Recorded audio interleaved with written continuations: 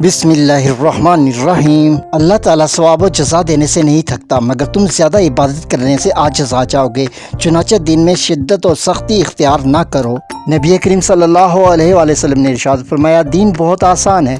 जो शख्स दीन में सख्ती करेगा तो दीन इस पर गालिब आ जाएगा।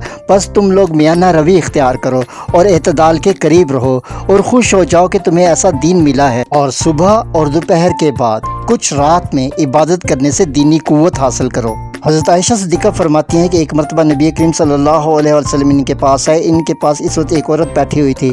आपने पूछा, कौन है? हज़रत आयशा ने अर्ज़ किया, ये फ़लाँ औरत है और इसकी नमाज की कसरत का हाल बयान करने लगी। आपने फरमाया, ठहरो, देखो तुम इतने अमाल की ज़िम्मेदार हो जिनकी तुम ताकत रखती हो। याद रखो, अल्लाह ताला सवाब देने से नहीं थकता, मगर तुम ज़्यादा इबादत करने से आजिज़ आ जाओगी। और अल्लाह ताला पाबंदी से किए जाने वाले अमल को ज़्यादा पसंद करता है। सही बुखारी अहादीस नंबर 39 और 43।